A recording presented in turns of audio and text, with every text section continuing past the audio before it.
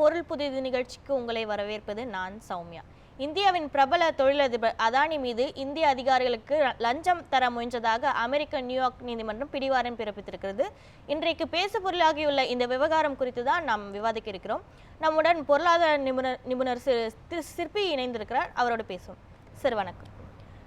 Hindenburg விவகாரம், அதானி மீது பிடிவாரண்ட் அப்படின்னு அமெரிக்கா அவர் மேல அதிரடியாக நடவடிக்கை எடுத்து வருது. அப்ப அதானி குறிவைக்கப்படுகிறாரா? அப்படி சொல்ல முடியாது. ஆக்சுவலாக இதை பொறுத்த வரைக்கும் பார்த்தீங்கன்னா ஒரு செக்யூரிட்டிஸ் எக்ஸ்சேஞ்ச் கமிஷன் அது ஒரு ஒரு பங்குச்சந்தை, அமெரிக்க பங்குச்சந்தையை ஒரு கண்காணிப்பில் வைத்திருக்கிற ஒரு செபி போன்ற நிறுவனம். இங்கே இந்தியன்ஸுக்கு எளிமையாக புரிகிற மாதிரி சொன்னால் செக்யூரிட்டிஸ் எக்ஸ்சேஞ்ச் போர்ட் ஆஃப் இந்தியான்னு சொல்லுவாங்க இல்லைங்களா நீங்கள். ஸோ அப்போ செக்யூரிட்டிஸ் எக்ஸ்சேஞ்ச் போர்ட் ஆஃப் இந்தியான்றது என்னென்னா கிட்டத்தட்ட ஒரு போலீஸ் ஸ்டேஷன் மாதிரி தான் ஃபங்க்ஷன் பண்ணுவாங்க. நீங்கள் கேட்ட கேள்வி கரெக்டாக சொன்னால் யார் யார் தப்பு பண்ணுறாங்கன்றத குறிவைத்து கண்காணித்து கொண்டே இருப்பார்கள். கேட்ட கேள்வி சரியான கேள்வி ஆக்சுவலாக. ஸோ அப்போ எஸ்இசி தன்னோட கடமையை பண்ணுதா அப்படின்னு கேட்டால் 100க்கு 100 கரெக்டாக பண்ணுது. ஸோ நீங்கள் அப்படி தான் அதை பார்க்கணும் ஆக்சுவலாக. ஸோ ஏன் திடீர்னு ஒரு இந்த அதானின்ற டாபிக் வரணும் அப்படின்னு பார்த்தீங்கன்னா, அமெரிக்க பங்குச்சந்தையை பொறுத்தவரையில் இந்த மாதிரி ஒரு சின்ன தவறுகளுக்கு கூட வாய்ப்புகள் மிக மிக கம்மி. நீங்கள் பழைய ஹிஸ்ட்ரியெலாம் எடுத்து பார்த்தீங்கன்னா உங்களுக்கு என்ரானது எல்லா கேஸுமே எடுத்து பார்த்தீங்கன்னா பங்குச்சந்தையில் செய்யக்கூடிய சட்டத்திற்கு புறம்பான செயல்கள் எதுவாக இருந்தாலும் அங்கே எஸ்இசி எடுக்கக்கூடிய நடவடிக்கைகள் மிக மிக கடுமையாக இருக்கும், மிக மிக கடுமையாக இருக்கும். அதற்கு மாறாக நீங்கள் எப்படி இதை புரிஞ்சுக்கணும் அப்படின்னு கேட்டால், சமீப காலகட்டத்தில் பார்க்குறது பார்த்தீங்கன்னா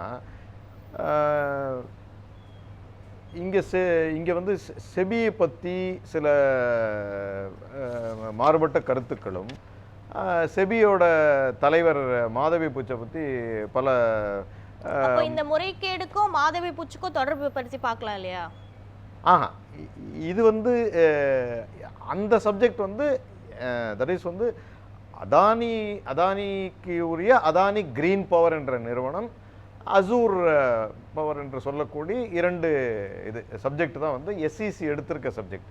இதில் ஹிண்டன்பர்கோ இல்லாட்டி மாதவி புஜ்ஜோ செபி பற்றி அவங்க அந்த சப்ஜெக்டில் எதுவுமே தெளிவாக பிரித்து 2த்தையும் தெளிவாக பார்க்கணும். ஆக்சுவலாக இது நம்ம பேசுகிறது அமெரிக்க பங்கு சந்தையில் அங்கே இருக்கக்கூடிய முதலீட்டாளர்களின் பணத்தை யார் யார் கையாள்கிறார்களோ அவர்கள் சரியாக கையாள்கிறார்களா என்று பார்த்து கொண்டிருக்கும் நிறுவனம் தான் எஸ்இசி, செக்யூரிட்டிஸ் எக்ஸ்சேஞ்ச் கமிஷன் சொல்லக்கூடிய ஒரு. ஸோ அப்போ இப்போ நீங்கள் இந்த இஷ்யூ என்ன ஆயிருக்குன்றது நீங்கள் பார்த்தீங்கன்னா உங்களுக்கு தெரியும். அப்போ அதானி கிரீன் பவர் ஒரு 175 மில்லியன் ஒரு செப்டம்பர் 21 ஒரு பாண்டு போயிருக்காங்க. அந்த பாண்டுன்னு என்ன அர்த்தம்? பேசிக்காக அங்கே அமெரிக்கருக்கு பிரஜைகளுடைய பணத்தை இவங்க அது அப்ராக்சிமேட்லி ஒரு 2000 to 3000 கூட இந்தியன் மணி ஈக்குவல் ஒரு பெரிய பாண்ட் இஷ்யூ போயிருக்காங்கன்றாங்க. ஸோ அப்போ பாண்ட் இஷ்யூ போன போது சாதாரண ஒரு சின்ன இங்கே இந்தியாவில் அதை பற்றி ரொம்ப நம்ம பெருசாக பேசவே மாட்டோம். ஆக்சுவலாக பார்த்தீங்கன்னா ஒரு இடத்துல அவங்க அந்த பாண்டுக்கு ஆஃபரிங் டாக்குமெண்ட்னு சொல்லுவாங்க. அந்த ஆஃபரிங் டாக்குமெண்ட்னு சொல்லக்கூடிய அந்த ஒரு இடத்துல எங்களுடைய அது கிளியராக யூஸ் பண்ணுறாங்க. நீங்கள் பார்த்தீங்கன்னா anti bribe anti corruption policy அப்படின்றது கிளியராக ஒரு வார்த்தை யூஸ் பண்ணாங்க. நாங்கள் எங்களோட நிறுவனம் கம்ப்ளீட்லி ப்ரொடெக்டட் அப்படின்றாங்க. யார்? அதானி கிரீன் பவர் சொல்கிறாங்க. நாங்கள் எதுலேயும் லஞ்சத்தில் ஈடுபடுவதில்லை நாங்கள் அப்படின்னு சொல்லிட்டு அவங்க என்ன சொல்கிறாங்கன்னா, அப்போ நீங்கள் உங்களோட பாலிசியில் ரொம்ப ப்ரொடெக்டடாக இருக்குன்றீங்க. நீங்கள் எந்த நாடோட நீங்கள் வணிகம் பண்ணாலும் ஓகே, அமெரிக்காவில் போய்ட்டு நீங்கள் சொல்கிறீங்க, அமெரிக்காவில் போய்ட்டு ஒரு ஸ்டேட்மெண்ட் விட்றீங்க. அது எப்படின்னா அந்த பாண்ட் டாக்குமெண்ட் ஒரு 15 பக்கம் டாக்குமெண்ட் இருக்கும். அதில் எங்களோட anti corruption policy, anti bribery பாலிசியில் ஸ்ட்ராங்குன்னு சொல்லியிருக்கீங்க.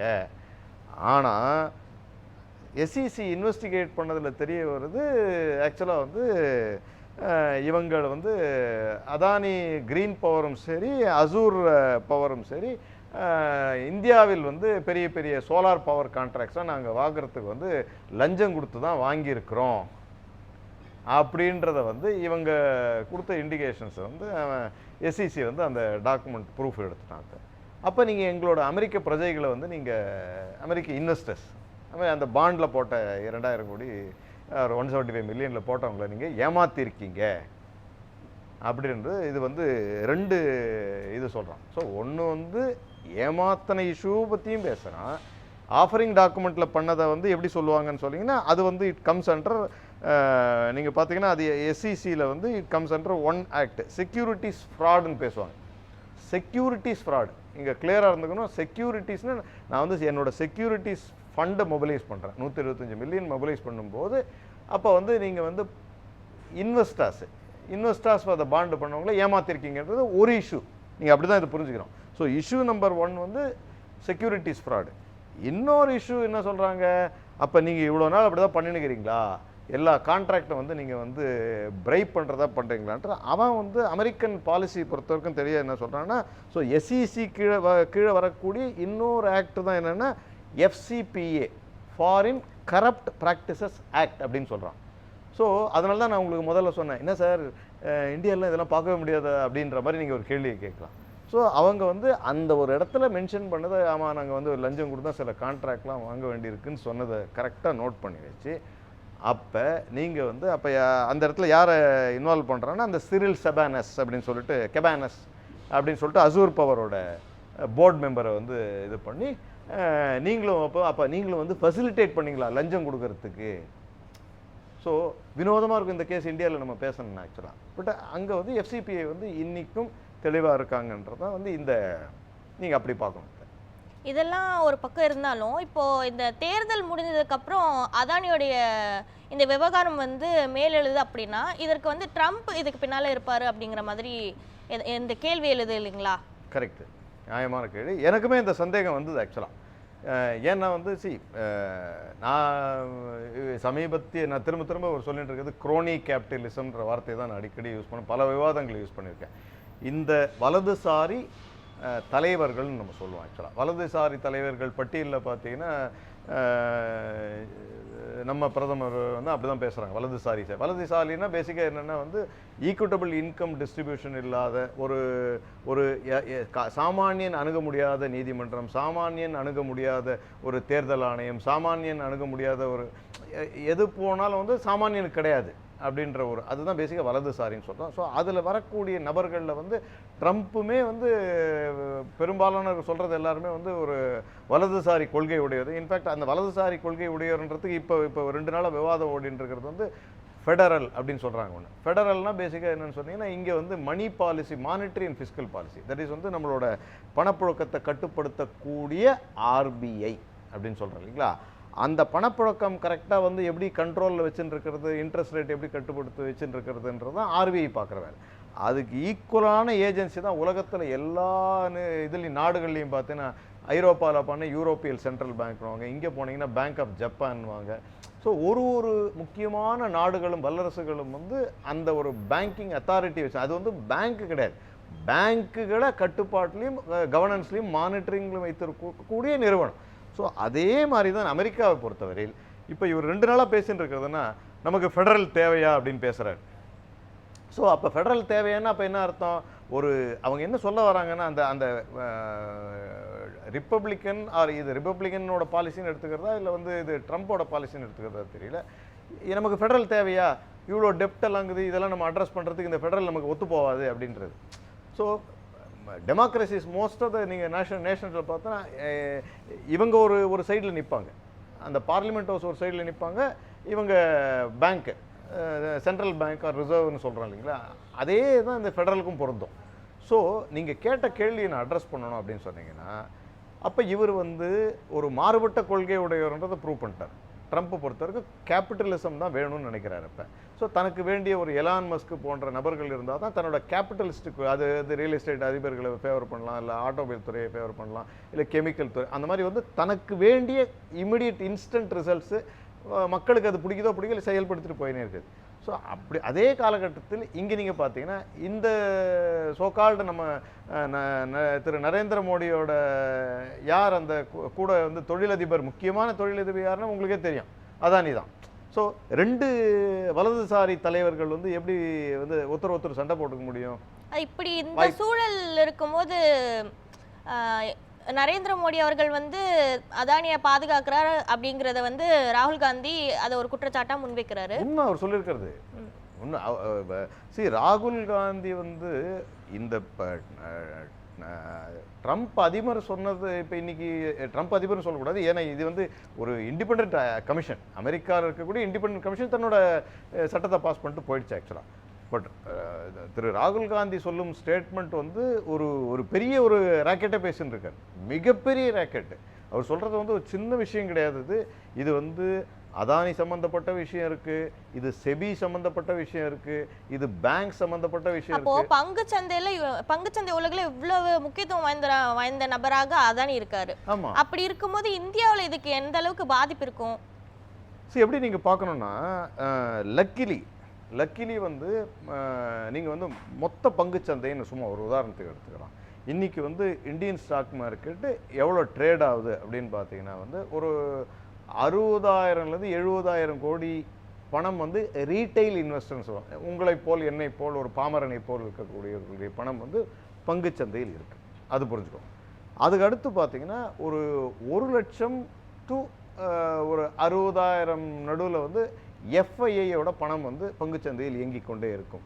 விற்பார்கள், வாங்குவார்கள், விற்பார்கள். அது வந்து தினமும் சிலது வாங்குவார்கள், சிலது வந்து எஃப்என்ஓ வரும், மாத பிகினிங்கில் வாங்கி மாதம் எண்டுலேயும் விற்கிறவங்களும் இருப்பாங்க. இது 2வது. ஸோ அது வந்து அனதர் ஒரு 1 lakh crore வச்சுக்கோங்க. இதுக்கு ஈக்குவலண்ட்டாக டொமஸ்டிக் இன்ஸ்டிடியூஷனல் இன்வெஸ்டர்ஸ் சொல்லுவாங்க. அது யாருன்னு கேட்டிங்கன்னா லைக் எல்ஐசி போன்ற அரசு சார்ந்த நிறுவனங்கள் அரசாங்க டைரக்ஷன் பிரகாரம் அந்த பணத்தை வந்து இன்வெஸ்ட் பண்ணி வைப்பாங்க. ஸோ அப்போ 3ம் சேர்ந்தால் கிட்டத்தட்ட நீங்கள் பார்க்கக்கூடியது 2,50,000 கோடி பங்குச்சந்தை இயங்குகிறதுன்றதை நீங்கள் புரிஞ்சுக்கலாம் ஆக்சுவலாக.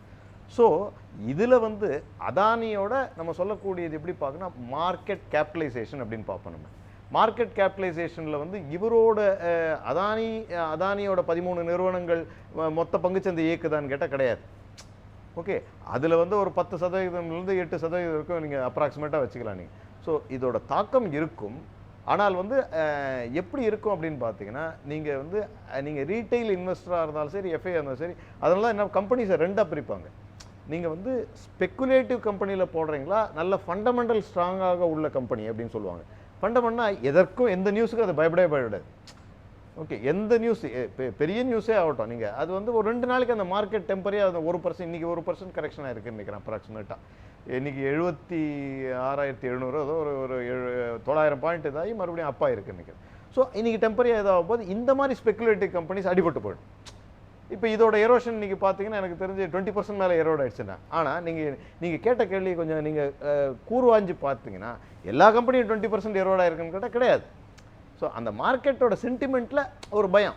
ஓகே, நான் நல்ல கம்பெனிலாம் நான் போட்டிருப்பேன், நான் ஃபண்டமெண்டல் அனலிஸ்ட்டு, நான் நல்ல கம்பெனிலாம் போடுவேன். சப்போஸ் எனக்கு ஒரு சின்ன பயம் வருது அப்படின்னா, ஆனால் எனக்கு பயம் வராது. சப்போஸ் வந்து ஒரு பாமரனுக்கு ஸ்டாக் மார்க்கெட் பற்றி தெரியும், சரி உடனே எடுத்துடலாம் பணத்தை அப்படி. ஸோ நான் உங்கள் கேட்ட கேள்விக்கான பதில் வந்து இது வந்து ஒரு அதானி சார்ந்த நிறுவனங்களுக்கும் ஸ்பெக்குலேஷன் என்னென்னா ஒரு நியூஸை வச்சே ஒரு ஷேர்ஸ் அதெல்லாம் ஏறினே போகும். அது வந்து ஒரு நிர்வாகத்திற்கு அழகல்ல. ஏன்னா ஒரு நிர்வாகம் என்பது 4 குவார்ட்டராக பிரிஞ்சு அந்த 4 குவார்ட்டரில் வரக்கூடிய வருமான உயர்வும் லாப உயர்வை வச்சு தான் வந்து ஒரு பங்கோட விலை ஏற வேண்டும். நியூஸ் பேஸ்டாக நல்ல நியூஸ் வந்தாலும் கெட்ட நியூஸ் வந்தாலும் சும்மா ஒரு 0.5 to 1% ஏறலாம், அதுக்கு மேலே ஏறக்கூடாது. அப்படி ஏறுச்சுன்னா அது நல்ல ஸ்கிரிப்பும் கிடையாது ஆக்சுவலாக. ஸோ அப்படி தான் நீங்கள் புரிஞ்சுக்கணும் ஆக்சுவலாக. தொடர்ந்து பேசலாம். பிரபல தொழிலதிபர் அதானி மீது அமெரிக்க நீதிமன்றம் ஒரு பிடிவாரண்ட் பிறப்பித்திருக்கிறது, அது குறித்து தான் நம்ம பேசி வருகிறோம். இந்த விவகாரத்தை பொறுத்தவரை அரசு துறைகளை வந்து அதானி அவருடைய தொழில் வளத்தை மேம்படுத்துறதுக்காக பயன்படுத்துறாரு அப்படிங்கிற ஒரு குற்றச்சாட்டு முன்வைக்கப்படுது. இதை எப்படி பார்க்கலாம்? உண்மை. ஆக்சுவலாக பங்குச்சந்தை ஆங்கிள்லேருந்தே உங்களுக்கு நான் ஒரு உதாரணம் சொல்கிறேன். உங்களுக்கு ஒரு 2020லேருந்து ஆரம்பித்து கிட்டத்தட்ட ஒரு 10 பொது தொண்டு நிறுவனங்களை, பப்ளிக் செக்டர் அண்டர்டேக்கிங் சொல்கிறீங்க, பொதுத்துறை நிறுவனங்கள். ஸோ அதில் நீங்கள் பார்த்தீங்கன்னா பிஹெச்இஎல்னு ஒரு நிறுவனம் இருக்குது, பாரத் ஹெவி எலக்ட்ரிக்கல்ஸ் லிமிடெட். உங்கள் கேள்விக்கான நேரடி பதில் நான் சொல்லிடுறேன். பிஇஎம்எல்னு ஒரு நிறுவனம் இருக்குது, பாரத் எர்த் மூவர்ஸ் லிமிடெட் அப்படின்னு சொல்லிட்டு இருக்குது. அதே மாதிரி பார்த்தீங்கன்னா உங்களுக்கு ஹிந்துஸ்தான் ஏரோநாட்டிக்ஸ் லிமிடெட். இதெல்லாம் வந்து ஒரு 20-30 வருடங்களுக்கு முன் மிக வலிமையாக கட்டமைக்கப்பட்ட நிறுவனங்கள். அப்படின்னா என்ன அர்த்தம் அப்படின்னு கேட்டிங்கன்னா, அவங்களோட ஆர்என்டியாக இருக்கட்டும், அவங்களோட அந்த டெக்னாலஜி கெப்பாசிட்டி பில்டிங் சொல்லுவாங்க, அவங்களோட பேசிக் ஃபேக்ட்ரி ஃபெசிலிட்டி எல்லாமே வந்து ஓரளவுக்கு வந்து நல்லா வலுவாக கட்டமைப்பு. என்ன ஒரே ஒரு அதில் ஆன குறை அப்படின்னு பார்த்தீங்கன்னா, நீங்கள் அப் டு நீங்கள் 1920 வரைக்குமே எடுத்துக்கலாம். ஸோ ஹிந்துஸ்தான் ஏரோநாட்டிக்ஸ்னு பெரும்பாலும் அரசுக்கு தேவையான ஃபைட்டர் கிராஃப்டோ இல்லை வந்து அது டிஃபென்ஸ் எக்யூப்மெண்ட்டோ கொடுத்துருந்து. நீங்கள் இங்கே இப்போ போனால் ஆர்டினன்ஸ் ஃபேக்ட்ரி போர்டுன்னு சொல்லுவாங்க, ஓகே, ஓஎஃபின்னு சொல்லுவாங்க. அதில் நீங்கள் ஆவடியில் கேட்டிங்கன்னா ஹெச்விஎஃப், சிபிஆர்டி அந்த மாதிரி பல்வேறு நிறுவனங்களுக்கு. பாரத் எர்த் மூவர் பார்த்தீங்கன்னா வந்து அவங்க வந்து ட்ரெயினுக்கு தேவையான கோச்சஸ் பண்ணுவாங்க, அந்த மாதிரி இருக்கும். பாரத் ஹெவி எலக்ட்ரிக்கல் பார்த்தீங்கன்னா மின்சார்ந்த இது அந்த எரிக்கலன்கள், கொதிக்கலன்கள் சொல்லுவோம், பாய்லர்ஸ்ன்னு சொல்லுவோம். மிக மிக வலிமையான நிறுவனங்கள். இந்தியாவை போல் இவ்வளோ வலிமையான நிறுவனம் கிடையவே கிடையாது. பிஹெச்எல் மாதிரி நிறுவனங்களோ, பிஎம்எல்லையோ, பாரத் டைனமிக்ஸ் ஹைதராபாத்தில் இருக்கக்கூடிய மிசைல்லாம். ஆனால் நீங்கள் கேட்ட கேள்விக்கான பதிலுக்கு நேரடி பதில் இதைத்தான் அவர் குறிவைத்து கொண்டிருக்கிறார். ஏன்னா இவ்வளோ ஒரு ப்ரைவேட் செக்டரில் இன்வெஸ்ட்மெண்ட் பண்ணியிருக்காங்க. 50 வருஷத்தில் வந்து ப்ரைவேட் செக்டர் இன்வெஸ்ட்மெண்ட் இந்த மாதிரி யுனீக்காக பண்ண இஸ்ரோ மாதிரி நிறுவனங்களோ இல்லை கல்பாக்கம் நியூக்ளியர் இந்த மாதிரி நிறுவனங்களை வந்து இவர் குறிவைக்கிறார் என்பது உண்மை. ஸோ குறிவைக்கிறார் என்று தெரிந்த உடனேவே பிஹெச்ஏலோட பங்குகள் 2020 ஏற ஆரம்பிக்கிறது, ஹிந்துஸ்தான் ஏரோநாட்டிக்ஸ் ஏற ஆரம்பிக்கிறது, பிஇஎம்எல் ஏற ஆரம்பிக்கிறது. ஸோ ஏன் ஏற வேண்டும்? ஏன்னா இவங்க எல்லாமே வந்து நீங்கள் பார்த்தீங்கன்னா ஒரு மந்தமான ஒரு பங்குச்சந்தையில் மந்தமான ஒரு நிலையை தான் கடைபிடிக்கும். ஏன்னா வந்து ஒரு ப்ரைவேட் செக்டர் கிடையாது இல்லைங்களா. ஸோ அதனால் அவங்க வந்து பங்குச்சந்தையில் இருக்கணுன்றதுக்காக இருக்காங்களே தவிர, பட் அவங்களோட மைய நோக்கு என்னன்னு கேட்டிங்கன்னா நாட்டுக்கு தேவையான முக்கியமான தேவைகளை மட்டும்தான்.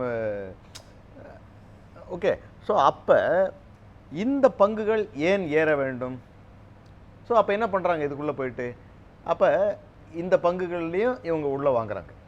வாங்கிட்டு என்ன பண்ணுறாங்க, அவங்க புரோக்கர்ஸ் மத்தியில் பார்த்தீங்கன்னா ஒரு நியூஸ், அதை தான் என்ன சொல்லுவாங்கன்னா ஒரு ஒரு கைண்ட் ஆஃப் இன்சைட் ட்ரேடிங் சொல்ல மாட்டேன், இன்சைட் ட்ரேடிங்க்கு மாதிரி ஒரு நியூஸை கொடுப்பாங்க. ஒரு கடந்த ஒரு 3 வருஷத்தில் பார்த்தீங்கன்னா பேப்பரில், நீங்கள் நியூஸ் பேப்பரில் எடுத்து பார்த்தீங்கன்னா அடிக்கடி வாரத்துக்கு ஒரு முறை இந்த பிரதமரோ இல்லை அதானியோ இல்லை இந்த நிறுவனத்தை பற்றியோ லிங்க் பண்ணி செய்தித்தாள்கள் அடிக்கடி வந்துட்டுருக்கும். பாரத் ஹெவி எலக்ட்ரிக்கலுக்கு அடுத்த 3 வருடத்துக்கு 5000 கோடி ஆர்டர் வந்தது, பாரத் ஹெவி எலக்ட்ரிக்கலும் லார்சன் டியூப்ரோம்ஸ் வந்து ஒரு பெரிய ப்ராஜெக்ட் பண்ணுது. இதெல்லாம் எதுக்கு போட வைக்கிறது? இந்த நியூஸை வச்சு மக்களுக்கு ஒரு, நான் சொன்ன ரீட்டைல் இன்வெஸ்டர்ஸ் 65,000 கோடி ரீட்டைல் இன்வெஸ்டர்ஸுக்கு ஒரு ஒரு ஒரு நியூஸ் வீச வேண்டியது. உடனே டக்கு நியூஸ் போகிறோம், ஓ இந்த ஆர்டர் வந்தால் உடனே வந்துடுமா? வராது. இந்த மாதிரி கம்பெனிஸ் எல்லாமே செய்யக்கூடிய ப்ராஜெக்ட்ஸ் எல்லாமே பார்த்தீங்கன்னா, இன்றைக்கி நீங்கள் வந்து ஒரு டூத் பேஸ்ட்டை பண்ணி நாளைக்கு மார்க்கெட்டில் விற்று நாளன்னைக்கு லாபம் வர கம்பெனிங்க கிடையாது. ஒரு பிளேன் மேனுஃபேக்சர் பண்ணுறீங்க அப்படின்னு சொன்னால் இட் டேக்ஸ் 2 இயர்ஸ். ஒரு நீங்கள் ஒரு பிஹெச்எலோட பவர் பிளான்ட்டோ இல்லை ஒரு பாய்லர் பண்ணுன்னு சொன்னால் ஒரு 1 இயர் எடுக்கும்.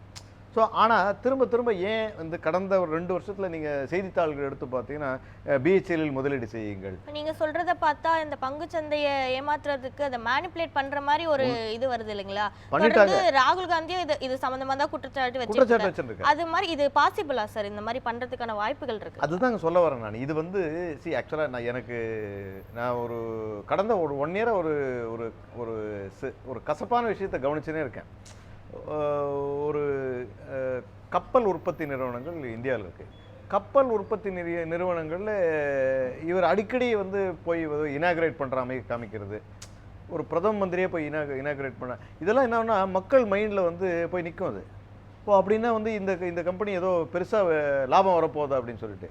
ஒரு கப்பல் உற்பத்தி செய்ய ஒரு சப்மெரினோ கப்பலோ வார்ஷிப்போ எது நீங்கள் உற்பத்தி செஞ்சாலும் குறைஞ்சபட்சம் 5 to 6 வருஷம் எடுக்கும், ஒரு பெரிய ப்ராஜெக்ட்டு. ஸோ ஸோ மக்கள் பாமர மக்களுக்கு இது புரியாது. இது ஏதோ நம்ம மெரினா பீச்சில் மரக்கப்பல் விடுற மாதிரி நினச்சிட்டு இருப்பாங்க. ஸோ அப்போ இவரே வந்து அந்த மாதிரி நிறுவனங்களில் வந்து பேச்சு கொடுக்குறது, பேட்டி கொடுக்குறது, இதெல்லாம் தான் வந்து எனக்கு வருத்தம் என்னென்னா, செபி எப்படி இதெல்லாம் கவனிக்காமல் இருக்குது அப்படின்றது. இதில் வந்து நீதிமன்றத்தோட பங்கும் நிறைய இருக்குது. இப்போ நீங்கள் பார்த்தீங்கன்னா அப்போ இந்த விஷயத்துல வந்து செபி நடவடிக்கை எடுக்கும் அப்படிங்கிறத பார்க்கலாமா? இந்த விஷயத்தை பொறுத்த வரையில் வந்து லாஜிக்கலாக பார்த்தீங்கன்னா ஓகே, அங்கே வந்து அவங்க டைரக்ஷன் சொல்லிட்டாங்க. இப்போ என்ன சொல்கிறாங்கன்னா, கிளியராக நீங்கள் பார்த்தீங்கன்னா, நீங்கள் கேட்ட கேள்விக்கு வந்து அங்கே எல்லாம் FCPA ஆக்ட் எல்லாம் வந்து ஃபைல் பண்ணியாச்சு, இவர் மேலே SEC எல்லாம் ஃபைல் பண்ணியாச்சு, இந்த 3 பேர் மேலே கேஸ்லாம் போட்டாச்சு எல்லாமே. இதோட ஈக்குவலண்ட் இங்கே என்ன சொல்கிறான், இப்போ மூணு பாஸ் ஆனவன்றான். ஒன்று பர்மனெண்ட் இன்ஜெக்ஷன் ஒன்று சொல்கிறான், இல்லாட்டி சிவிக் பெனால்ட்டி ஒன்று சொல்கிறான், இல்லாட்டி பார்ஸு. ஸோ கிரிமினலாக சட்டம் எடுக்கணுன்றது வந்து. ஆனால் என்னை பொறுத்தவரையில் நான் மாதவி புஜ் ஒரு செபி தலைவராக இருந்து கொண்டு கடந்த ஒரு வருடமாக திரு ராகுல் காந்தி அவர்கள் வந்து பல ஆதாரம் சார்ந்த குற்றச்சாட்டுகளை வைத்துக் கொண்டிருக்கிறார். ஆனால் எதற்குமே மெசேஜ் பிரதம மந்திரி இதுவரைக்கும் பதிலே சொல்லவில்லை. ஒரே முறை பாராளுமன்றத்தை கூட்டி முடிச்சிட்டாங்க. ஆனால் இன்று வரை அந்த ஆதாரங்கள் அப்படியே வந்து செய்தித்தாள்களையும் நீதிமன்றம் வரைக்கும் சென்றிருக்கிறது. அதனால் நீங்கள் கேட்ட கேள்விக்கான பதில் வந்து திரு அதானி மீதும் அவரோட குடும்பத்தார் இன்னொருத்தர் சாகர் அதானி மீதும் FIR பதிவு செய்யப்படுமா, பர்மனெண்ட் இன்ஜெக்ஷன் செய்யப்படுமா, இல்லாட்டி வந்து முறைப்படி அவர் வந்து கஸ்டடியில் எடுக்கப்படுவார் என்று கேட்டால் எனக்கு தெரிந்து பெரிய சந்தேகமாக உள்ளது. ஆக்சுவலாக அப்படிதான் நான் பார்க்குறேன் இந்த இஷ்யூவை. இப்போ அந்த பிடிவாரண்ட்னால வந்து இந்த அதாவது இந்த மாதிரி விஷயங்களை பொறுத்த வரைக்கும் அங்கே ஒன்று ஆப்ரேஷனல் ஃபாலன் ஏஞ்சல் அந்த முறையில் அவங்களை கைது பண்ண நடவடிக்கை எடுக்கப்படலாம். அப்படி இல்லைன்னா இன்டர்போல் மூலயமா கைது பண்ணுறதுக்கான நடவடிக்கை எடுக்கப்படலாம். இதில் வந்து இவர் எந்த வகையில் அவர் வந்து பிடிவாரண்ட் பிறப்பிக்கப்பட்டிருக்கு, எப்படி எந்த வகையில் அவர் கைது செய்யப்படலாம் அப்படின்னு நினைக்கிறீங்க? சட்ட நுணுக்கங்களை என்னால் வந்து முழுசாக சொல்ல முடியல. பட் செபி ஆங்கிள்லேருந்து பார்த்தீங்கன்னா என்னை பொறுத்தவரை வந்து இது வந்து ஒரு முறைப்படி வந்து ஒரு இன்ஜெக்ஷன் கொடுத்தாச்சு, சிவில் பெனால்ட்டிலாம் போட்டாச்சு, அதெல்லாம் வந்து ஒரு சட்ட செயல்பாடுகள்னு வச்சுக்கலாம். பட் இதுக்கு ரெண்டு விதமான தீர்வுகள் உண்டு. ஒன்று, நீங்கள் சொன்னபடி வந்து செபி மேல் வந்து நீதிமன்றம் ஒரு இது யூஸ் பண்ணி ஓகே தன்னார்வ இதுன்னு சொல்லுவாங்க இல்லைங்களா, அது பேர் பண்ணி என்னங்க இந்த மாதிரி வந்து நடந்திருக்கேன், நீங்கள் ஆக்ஷன் எடுக்கிறீங்களா அப்படின்னு சொல்லிட்டு இப்போ இருக்கக்கூடிய உச்சநீதிமன்றம் எடுக்கலாம், விருப்பப்பட்டால் எடுக்கலாம். ஆனால் கடந்த ஒரு வருட செயல்பாடுகள் வந்து எனக்கு தெரிஞ்சு அவ்வளோ மூவ் ஆன மாதிரி தெரியல, அந்த டைரக்ஷன் நோக்கி மூவ் ஆன மாதிரி தெரியல.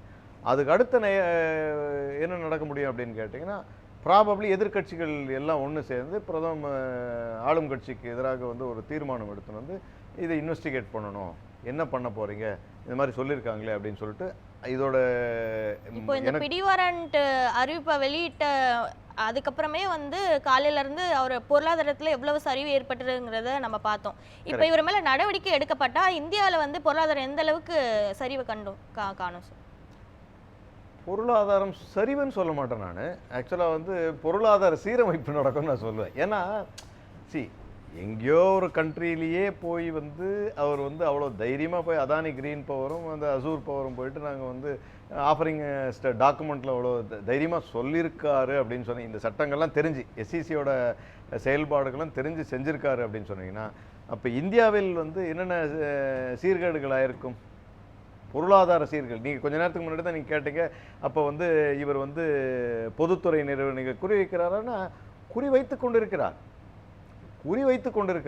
இதில் வந்து பாராளுமன்றத்தில் யாருக்கும் கேட்க முடியாத ஒரு சூழ்நிலையை கிரியேட் பண்ணி இன்னைக்கு எல்லாத்தையும் கார்பரேஷனாக மாற்றி, அவருக்காக தான் வந்து இன்னைக்கு பெரும்பாலான நிறுவனங்கள் வந்து இன்னைக்கு கார்பரேஷனாக போர்டாக இருந்ததுன்னா கார்பரேஷனாக, ஏன் கார்பரேஷனாக மாற்றணும்னா ப்ரைவேட் ஹோல்டிங் டேக் ஓவர் பண்ணுறது தான் பண்ணியிருக்காங்க ஆக்சுவலாக.